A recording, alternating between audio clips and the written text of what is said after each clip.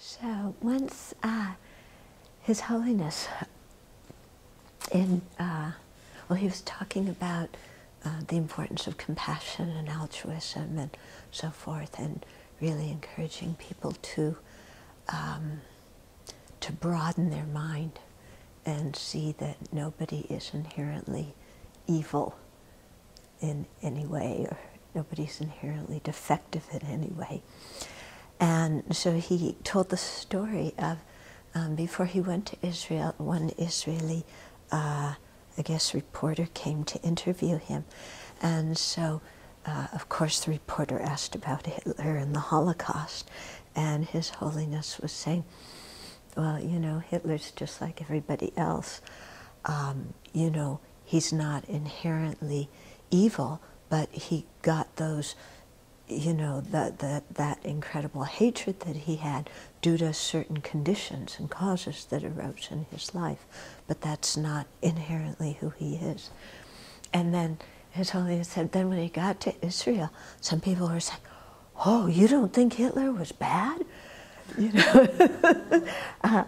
And so he was laughing because he said, oh yeah, in their minds, you know, from even the time he came out of his mother's womb as an infant, he was, you know, murderous. Yeah? And so His Holiness was chuckling at this kind of view.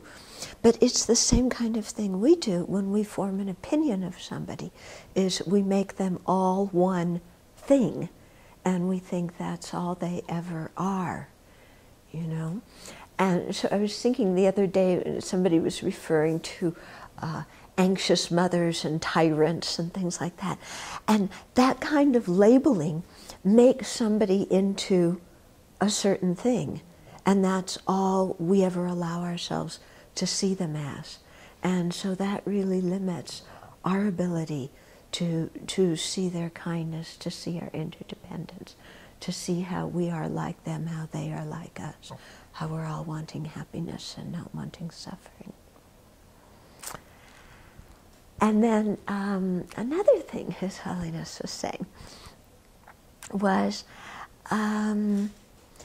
you know, when we refrain from harming somebody, there's different kind of motivations that we can have in refraining from harm. And so one is the motivation that we're going to get in trouble. The second is the motivation that we'll experience the karmic consequences. And the third is the motivation that, you know, this person is just like me and doesn't want to suffer. And so he was saying, in terms of the first motivation, I mean, that's certainly the one we learn as kids, isn't it?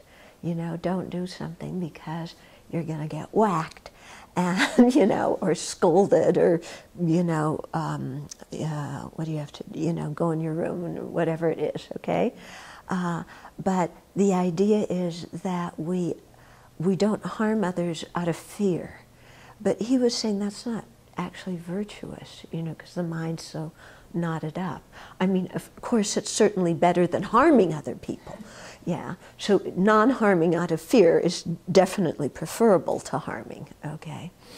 But then to go past that and understand karma and its effects, and then not to harm because one sees that we'll receive the, you know, the suffering result ourselves of the harmful actions that we do towards others. That is something virtuous, and it brings a good result, but at the same time it's also limited.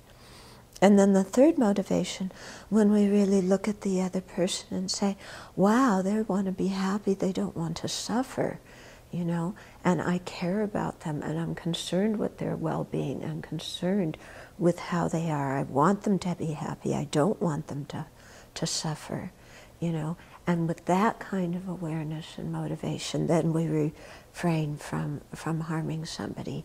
Then that's like, you know, operating with the bodhichitta, isn't it? You know, when we do all of our actions out of bodhicitta. So he was giving those three motivations as examples of different kinds of ways that we could do the same action, in this case, refrain from harming, but kind of get totally different kinds of karmic results out of it, depending on our motivation. Yeah. And so to really look at our mind, and sometimes we have to start at the lowest motivation, because that's where we're at. You know, when we were kids, okay, you know, you don't fight with somebody because you get yelled at or spanked or something. Okay, but then hopefully we could not just stay there, but progress. Some of us just stay there. Some of us don't even get there, you know, kind of just shine it out. Oh, you want to punish me, so what? You know, then we're really in trouble, okay? But, you know, as much as we can have that altruistic intention that really genuinely wants others to be happy and that cares about their welfare, then that much more, you know, our lives are transformed. And that much more the bodhicitta grows in us. Okay? That motivation of compassion and love is not bodhicitta. It's compassion, it's love. Bodhicitta is the aspiration for enlightenment, motivated by compassion. Okay? Yeah. But still, creating that kind of compassion and love is definitely something beneficial. And then if we direct it towards generating bodhicitta, it's quite wonderful. Mm-hmm. Where would just basic moral good values sit? Like, I don't lie because it's the right thing to do. Okay, so you're asking just the basic moral values, like somebody who they're not a child who is avoiding harm because they're afraid, but they're not somebody who understands karma either. They're right in between those two.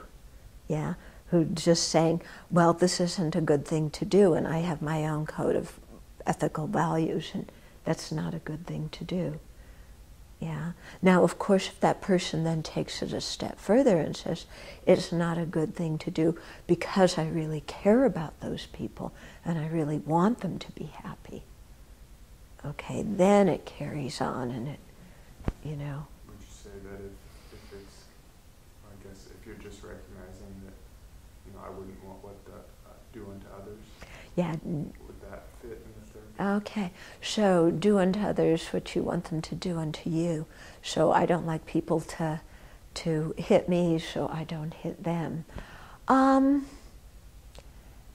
Yeah, I think it kind of falls in there somewhere. Yeah, and I mean, that's kind of a first step that we get to, isn't it? In that we have to develop empathy for other people, that they feel like we do. So I don't like to get hit. I don't like to get criticized. I don't like people to impinge on me, so I won't do that to others. Okay? So that's one thing. But then I think still above that is the thing of I really care about others in a positive way. You know, the one of, you know, I don't want to harm them because I don't like to be harmed is still on the side of,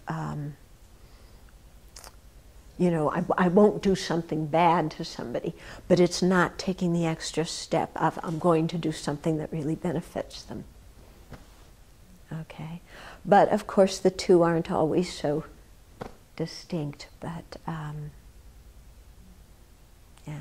Yeah, because, I mean, we could be angry and think, oh, I want to tell somebody off, and then think, oh, I'll lose my reputation, other people think bad. And then we think, well, I'll also create bad karma, and, you know, be born in the lower realms, so I'll do that.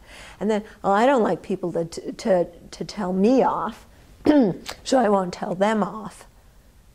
But then that's different than saying, I really care about this person's feelings, you know?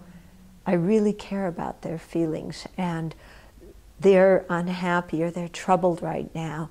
And so not only will I not tell them off, I'll see what I can do on a positive end to be a benefit if I can.